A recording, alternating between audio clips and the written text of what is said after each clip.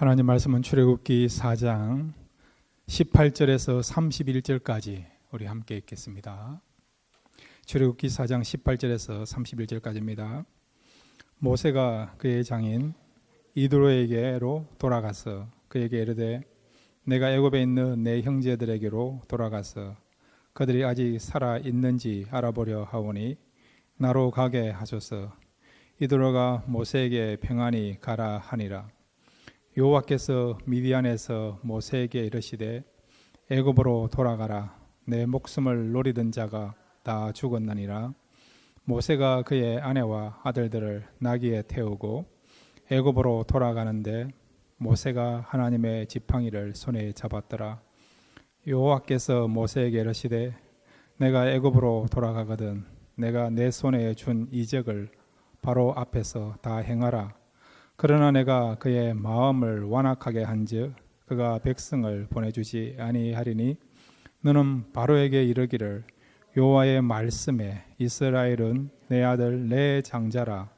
내가 내게 이르기를 내 아들을 보내주어 나를 섬기게 하라 하여도 내가 보내주기를 거절하니 내가 내 아들 내 장자를 죽이리라 하셨다 하라 하시니라.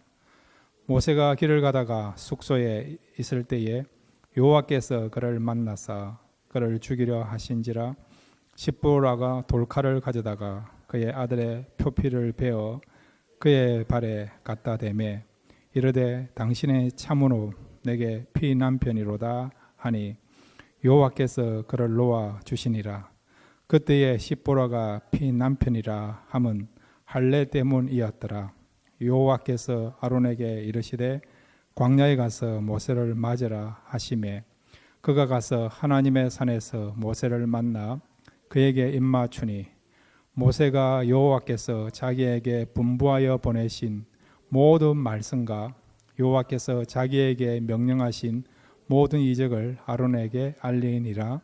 모세와 아론이 가서 이스라엘 자손의 모든 장로를 모으고 아론이 여호와께서 모세에게 이르신 모든 말씀을 전하고 그 백성 앞에서 이적을 행하니 백성이 믿음에 여호와께서 이스라엘 자손을 찾으시고 그들의 고난을 살피셨다 함을 듣고 머리 숙여 경배하였더라. 아멘. 함께 기도하시겠습니다. 하나님, 이 밤에 말씀 듣기를 원합니다. 말씀을 통해서 자유하게 해주시고 다시 소망을 가지게 해주시고 하나님을 향한 그 믿음이 더 강해지고 성장할 수 있는 복된 시간 될 수 있도록 말씀 가운데 역사해 주옵소서. 저희들 사모하는 마음으로 말씀 듣기를 원합니다. 예수님의 이름으로 기도드렸습니다. 아멘. 할렐루야. 이 밤의 말씀을 통해서 여러분의 영적인 야성이 살아날 수 있는 복된 시간 되시기를 바랍니다. 여러분, 동물원에 가면 사자나 호랑이, 맹수들이 있지 않습니까? 자, 그런데 이 우리에 갇혀 있다 보니까요, 그 야성들이 살아있지 않고 죽어 있는 경우가 참 많아요. 여러분. 성도들도 마찬가지예요. 여러분. 우리가 너무 바쁘게 살고 세상 속에 너무 빠져 있고 심취되어 있으면 성도로서 그런 영적인 야성, 영성이 살아있지 않고 약해지는 경우 참 많습니다.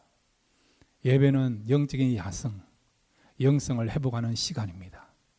그래서 여러분, 오늘 이 시간 다시 한번 여러분 영적인 영성이 살아나서 분별력을 가지고 세상의 그 어떤 어려운 가운데도 우리가 낙심하지 않고 용기를 가지고 도전함으로 말미암아 하나님의 영광을 드러내고 하나님 주신 사명을 잘 감당할 수 있는 그런 믿음 있는 또 용기 있는 또한 하나님의 사명을 잘 감당하는 하나님의 사람들 되시기를 바랍니다. 말씀은 우리로 하여금 영적인 야성을 살아나게 하는 강력한 원동력이 될 줄로 믿습니다. 오늘 말씀은 모세가 하나님의 설득이 되어가지고요.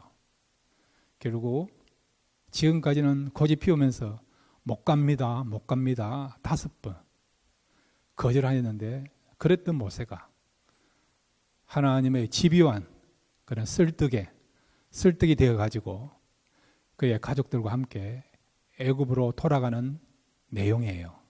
그래서 애굽으로 돌아가는 모세를 통해서 하나님이 우리에게 주시고자 하는 교훈을 함께 생각하겠습니다. 첫 번째로 한번 따라해 주시기 바랍니다. 하나님만 의지하자.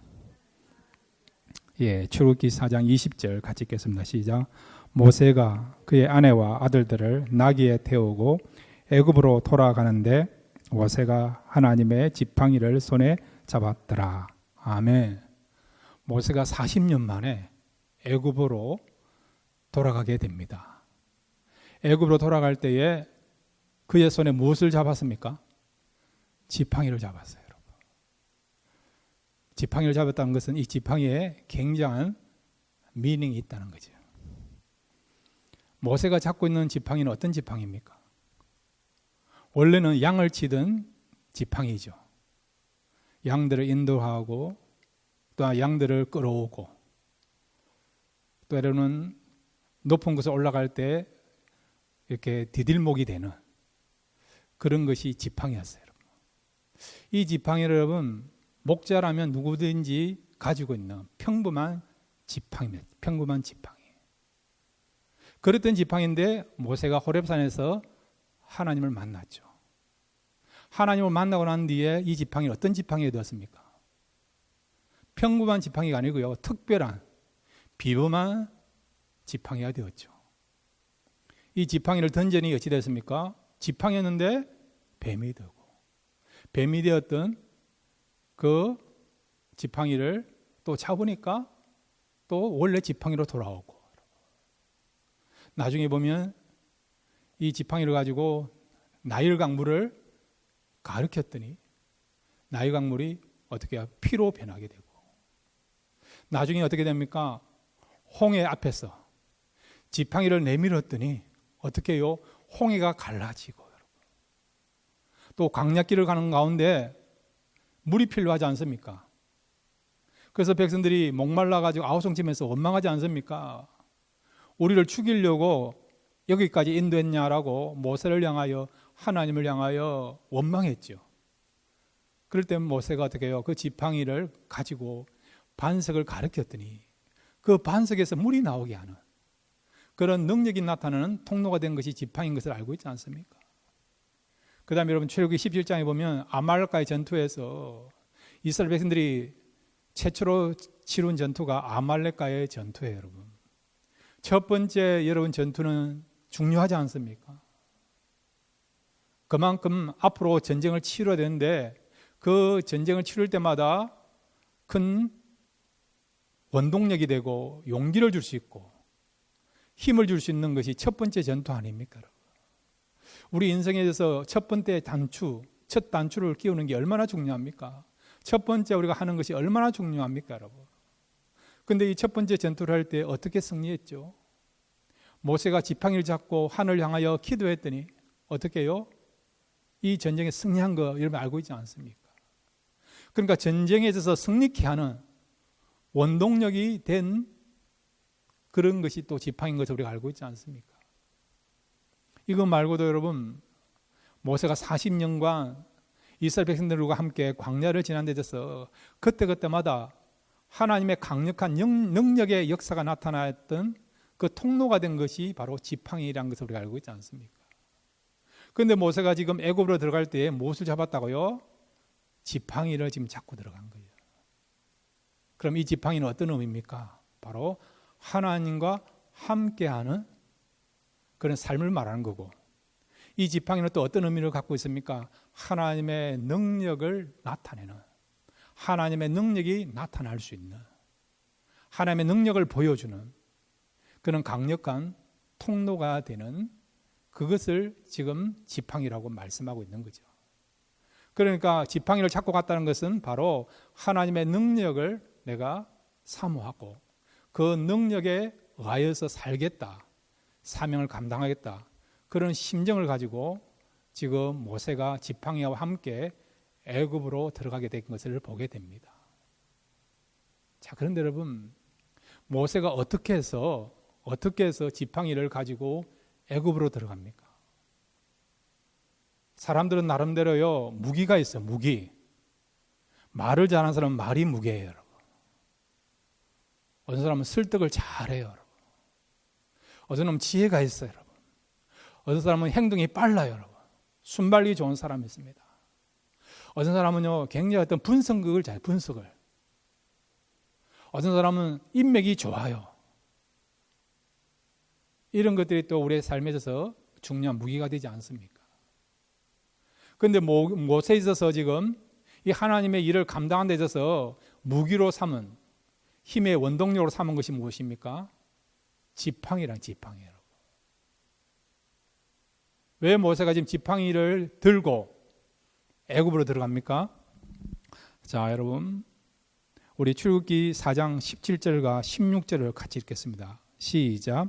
너는 이 지팡이를 손에 잡고 이것으로 이적을 행할지니라. 아멘. 누가 지팡이를 잡고 애굽으로 들어가라 했습니까? 출처가 어디죠? 하나님이. 너는 이 지팡이를 잡고 이적을 행하라는 거예요. 바로 앞에서. 이 바로를 상징하는 것은 세상을 상징하는 겁니다. 세상의 가장 강한 자를 상징하는 것이 바로의 바로. 이 지팡이를 잡고 지금 바로 앞에 서라. 세상 앞에 서라는 거죠. 이 지팡이를 잡고 지금 내가 너에게 맡긴 사명을 감당하라는 것입니다. 그러니까 모세가 지금 지팡이를 들고 애굽에 들어갔다는 것은 하나님의 말씀에 근거한 것입니다.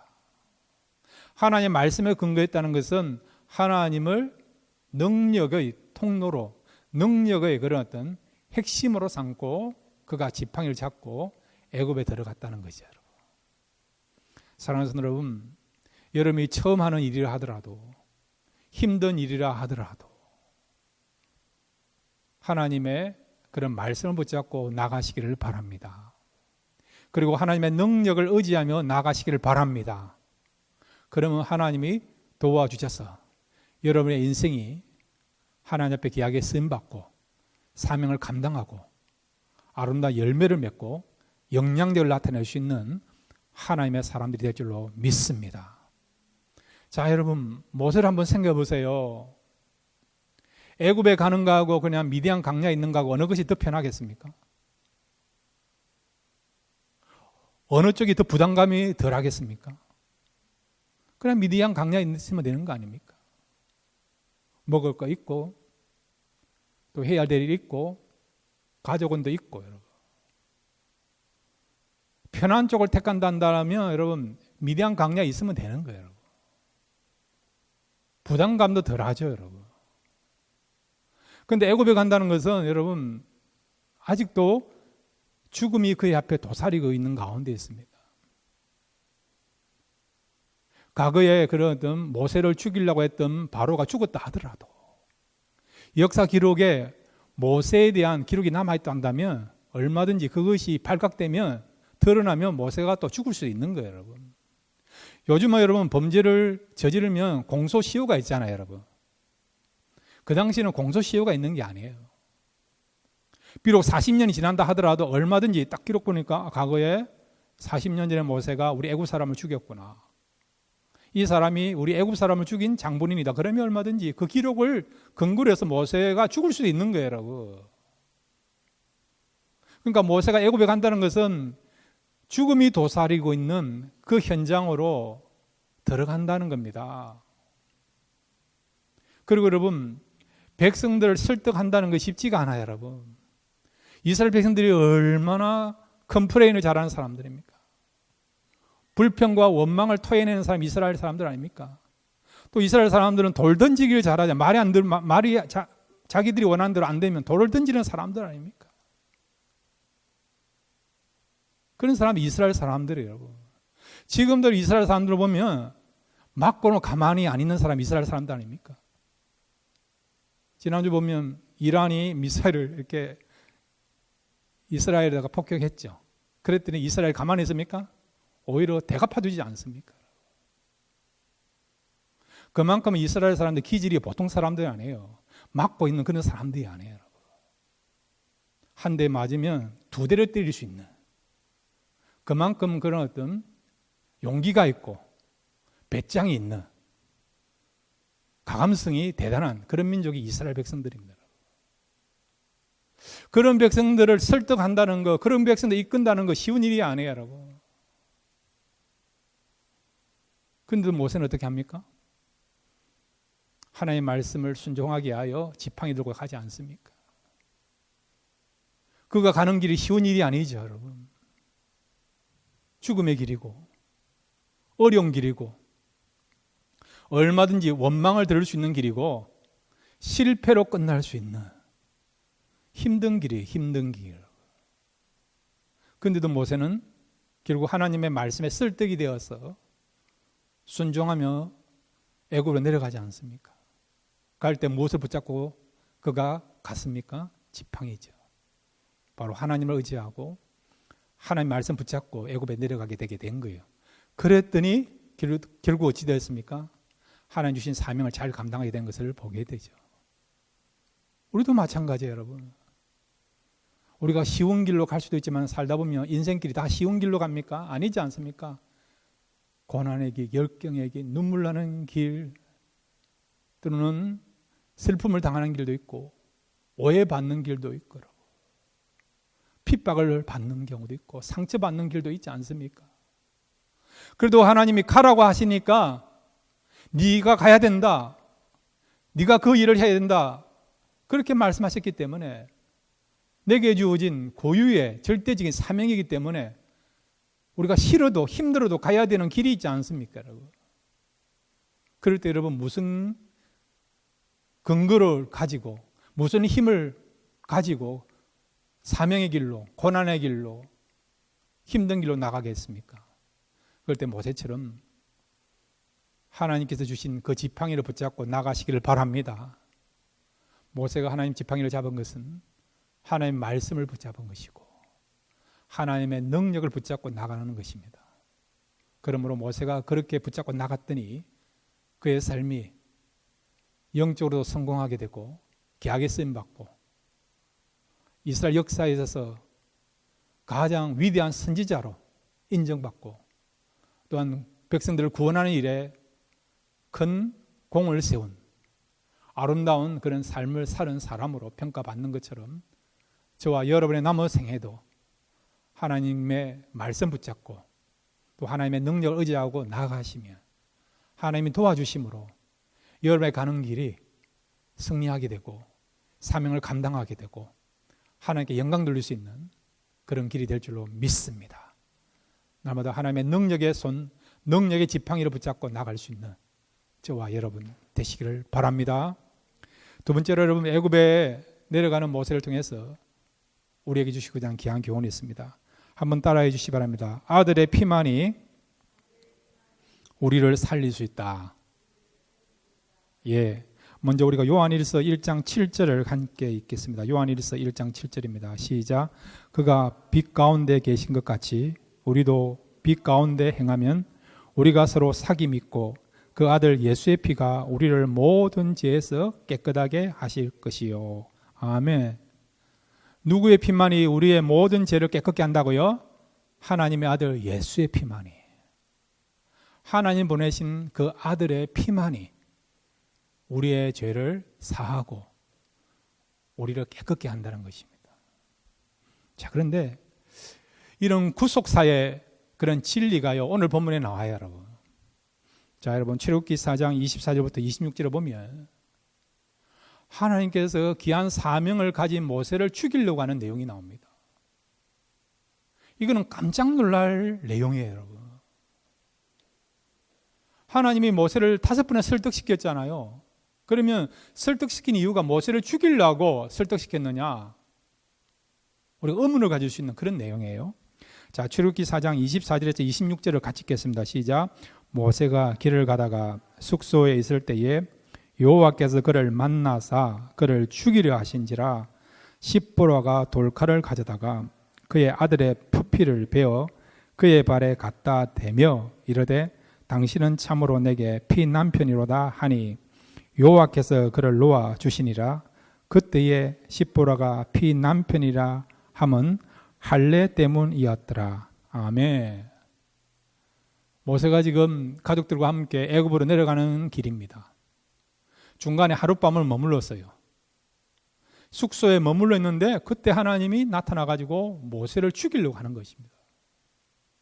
그 이유는 뭡니까? 모세가 그 아들에게 할례를 행하지 아니한 거예요. 그것 때문에 하나님께서 모세를 죽이려고 한 거예요. 이거에 대한 해석이 여러 가지가 나와요. 물론 틀린 것은 아니지만은 그러나 그 해석만은 또 유일하다고 볼 수 없는 그런 해석이에요. 그게 뭐냐니까 우리가 사명이 있지만은 사명이 중요하지만은 그럼에도 불구하고 하나님이 더 중요하게 여기는 것은 거룩합니다. 모세가 그 아들들에게 할례를 행하지 않은 것은 거룩함을 드러내지 않았다. 그래서 거룩함을 드러내지 않는 모세를 하나님 죽이려고 했다. 이렇게 해석하는 그런 내용이 있어요. 틀린 것은 아니에요, 여러분. 그렇게도 해석할 수 있지만은 그러나 그것만은 유일한 해석은 아니라는 것입니다. 자, 여러분, 하나님께서 모세에게 그 어디에도 여러분 이 사건이 있기 전 그 어디에도 너 아들에게 할례를 행하라 그 말이 없어요. 만약 그 말을 하셨고 난 뒤에 그래도 모세가 이행하지 않았다 그러면 그 말씀 어긴 죄로 말미암아 어떻게 해요? 모세가 죽음을 당할 수도 있다. 그렇게 해석할 수 있겠죠. 그렇게 이해할 수 있겠죠, 여러분. 그런데 여러분 오늘 출애굽기 4장 24절 그 전에 그 어디에도 하나님이 처음에 모세를 만났을 때에 너가 애굽에 내려가서 너의 백성을 구원해야 된다. 그 전에 네가 해야 될 것은 너 아들들에게 할례를 행하라.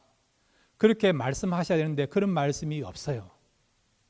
그런 말씀 없이 오늘 출애굽기 4장 24절에 모세가 숙소에 있을 때에 하나님이 나타나서 모세를 죽이려고 하시는 것을 우리가 보게 되는 것입니다. 자, 그러면 하나님께서 이 모세를 죽이려고 했던 그 이유가 뭔지,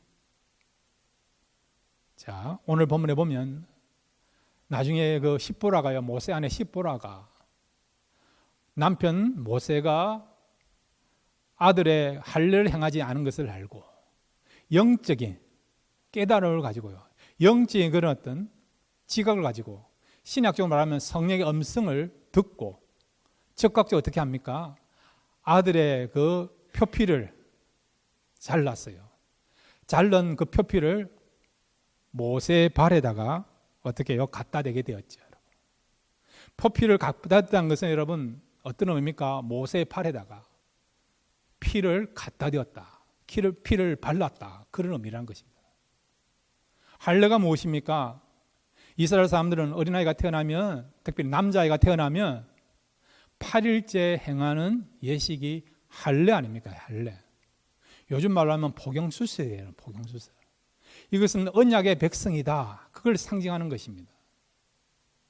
그래서 여러분 남자의 그 생식기 일부분을 잘라내요. 그럴 때 피가 나지 않습니까? 그래서 이 십보라가요, 하나님의 뜻을 알고 어떻게 아들의 그 표피를 잘라서 모세 발에 대었더니 하나님이 어떻게 하셨다고요? 자, 26절 같이 읽겠습니다. 26절입니다. 시작. 여호와께서 그를 놓아 주시니라. 그때 십보라가 피 남편이라 함은 할례 때문이었더라. 아멘. 이 말이 뭡니까? 나의 남편이 피 때문에 살아났다는 거예요. 그러면 누구 피죠? 아들의 피죠. 아들의 피 때문에 살아났다는 거죠. 아들의 피를 흘리지 아니했다면, 아들의 피를 묻히지 아니했다면 모세가 죽어 있을 것인데, 죽을 수밖에 없는데 아들의 피를 어떻게 해요? 발음으로 말미암아 모세가 살아났다는 것입니다. 이러한 사건은요, 앞으로 모세가 애굽에 가서 바로 앞에서 10번째 재앙을 나타내게 될 것인데, 자, 여러분, 모세가 바로 앞에서 행하게 된 10번째 재앙이 무엇입니까? 모든 장자를 죽이는 재앙 아닙니까? 자, 그런데 애굽의 사람들은요, 결국 장자들이 다 죽습니다. 그래서 애굽 전체가 애곡하는 일이 일어났죠. 슬픔의 장기가 되었습니다, 여러분. 온 나라가 지금 울상이 되었어요. 그러나 같은 애굽 땅에 있었지만은 고센 땅에 있는 이스라엘 백성들은 그 어떤 장자도 죽지 아니했습니다. 왜 그들이 같은 애굽에 살아도 죽지 아니했습니까? 그 이유는 뭡니까? 출애굽기 12장 13절을 같이 읽겠습니다. 출애굽기 12장 13절입니다. 시작. 내가 애굽 땅을 칠 때에 그 피가 너희가 사는 집에 있어서 너희를 위하여 표적이 될지라.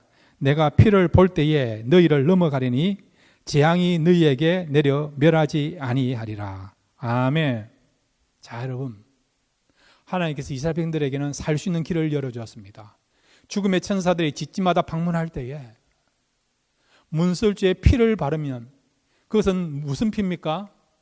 사람의 피입니까? 양의 피입니까? 양의 피죠. 어린 양의 피죠. 그 피를 바르면 그 피를 본 천사들이 어떻게 해요? 넘어간다는 거예요. 6월절 말인 패스오버, 6월 넘어간다는 말이죠. 죽음이 넘어간다는 겁니다. 사망이 넘어간다는 겁니다. 그 피는 뭡니까? 어린 양의 피죠. 그런데 요한일서 우리가 오늘 지금 1장 7절에서는 그 피가 뭐라고요? 아들의 피라는 거예요. 아들의 피. 아들의 피로 말미암아 이렇게 우리의 죄가 사해지고 아들의 피로 말미암아 우리가 사망을 당하지 않고 죽지 않는 영원히 살 수 있는 길이 열렸다는 것입니다. 여러분, 6월절에서 그 어린 양은 누구를 가리킵니까? 누구를 상징하고? 예수 그리스도, 하나님의 아들 예수 그리스도라는 것이죠. 그러니까 지금 하나님께서 이 6월절의 이 사건, 구속의 사건, 이것을 모세에게 미리 알려주고 대비하고 보여주고자 이 강력한 메시지를 보게 하고 그것을 증거하게 하여 자신의 아들의 피를 흘리게 하고 그 피로 말미암아 모세가 살게 되는 이 사건을 통해서 바로 우리의 진정한 아들 되시는 하나님의 보내신 유일한 어린 양 되시면서 아들 되시는 예수의 피로 말미암아 우리의 죄가 사해지고 구원받는다. 이 놀라운 메시지를 우리에게 알려주고자 어떻게 해요? 하나님께서 모세로 하여금 어떻게 합니까? 이 메시지를 붙잡고 이 귀한 사명을 감당할 수 있도록 하게 하여 결국 그 모세 아들의 할 일을 행하게 하시고 그 다음에 그 아들의 피를 통해서 모세가 살게 되고 구원받게 되는 것을 우리에게 말씀해 주고 있고 우리가 보게 되는 것이죠. 여러분, 출애굽기 사건은요 결국 무엇을 말씀해 주고 있느냐? 하나님 백성들이 구원을 받는데 어떻게 구원받느냐? 그걸 말씀하는 출애굽기 여러분. 광야 생활도 마찬가지예요, 여러분. 가장 핵심이 뭐냐? 구원에 대한 내용이고 구원에 대한 사건이란 것입니다. 구원 때문에 하나님께서 이 백성을 구원하시고 구원 때문에 가나안을 인도하시고 구원 때문에 여러분 요단강을 건너게 하시고 이 구원의 사역, 이걸 우리가 구속사라거든요. 이것에 대한 분명한 메시지를 전하고자 애굽에서 광야를 거치게 하고 요단강을 넘어가게 하고 가나안까지 인도한 것입니다. 우리 신앙의 핵심도 마찬가지. 여러분, 우리가 오늘 예배드리고 찬양하고 기도하고 여러분이 가정생활하고 직장생활도 하시고 사업장도 운영하시고 그러지만 제일 중요한 게 뭐냐고요? 바로 이 구속사, 구원의 사역이라는 것입니다. 구원 때문에 우리가 살아간다는 것입니다. 구원이 있기 때문에 우리가 예배드리는 거고요. 구원이 있기 때문에 찬양하는 거고 구원이 있기 때문에 우리가 하루하루 살아갈 때 의미가 있는 것입니다. 만약에 우리의 마음에 그리고 또 우리의 삶 속에 이 구원의 사역이 없다. 그렇다 한다면 모든 삶은 의미가 없습니다. 우리가 예배를 드릴 때 찬양할 때 하나님이 나를 구원하셨군요. 예수님이 나를 구원하셨군요. 이 구원에 대한 감격, 기쁨과 감사가 없다고 한다면 그 예배는 여러분 생명력이 없는 예배입니다. 여러분. 말씀의 핵심도 마찬가지예요. 여러분. 그냥 설교를 들었는데 성공에 대한 내용을 들었구나. 처세술에 관한 내용을 들었구나. 자녀 교육을 어떻게 하면 될 것인가. 대인 관계를 어떻게 할 것인가. 이민생활을 어떻게 할 것인가. 그런 교훈을 받았다. 그걸로 끝났다 한다면 여러분 그 설교는 여러분 알맹이가 빠진 것입니다. 껍데기만 붙잡은 것입니다. 교회가 교회되게 하고 여러분 성도를 성도되게 하고 예배가 예배되게 하고 찬양이 찬양되게 하는 핵심 뭐라고요? 구원에 관한 거예요. 구원에 관한 거라고.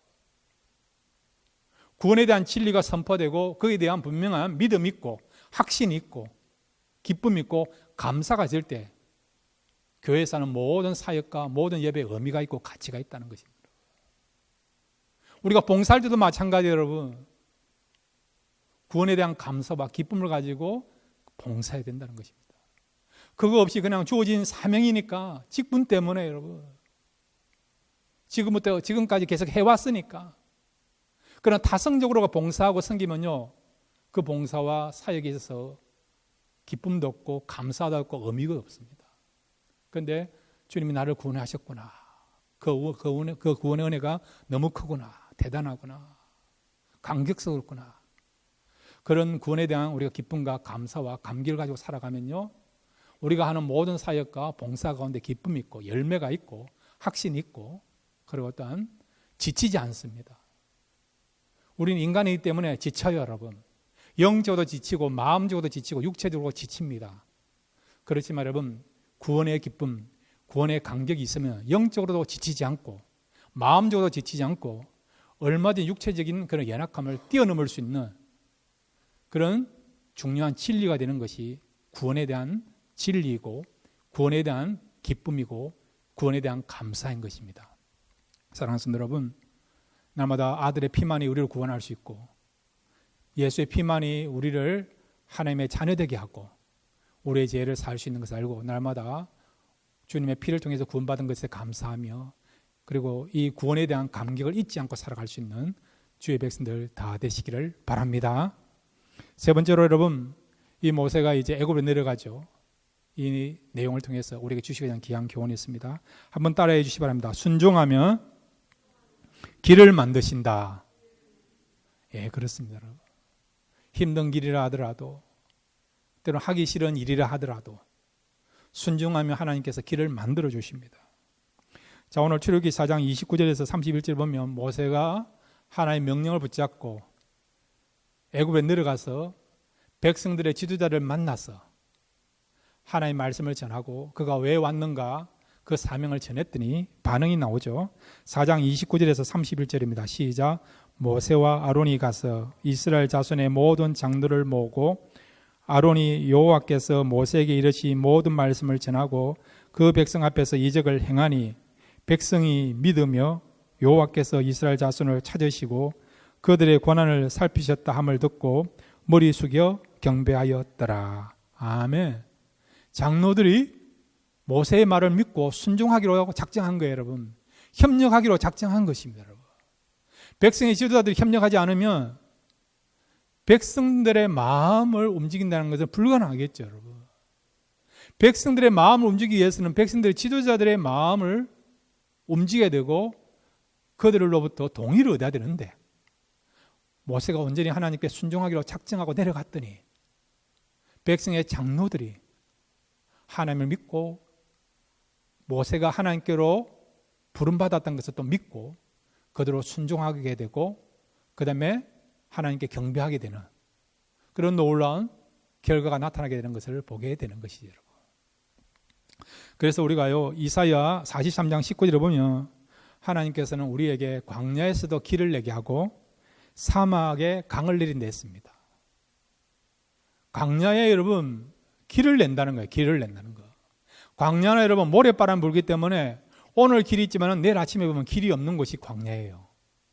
근데도 그런 곳에서도 하나님께서 길을 내시고 사막에서 여러분 강을 흐르게 한다는 거, 사막에서 물을 얻는다는 거 너무 힘들지 않습니까?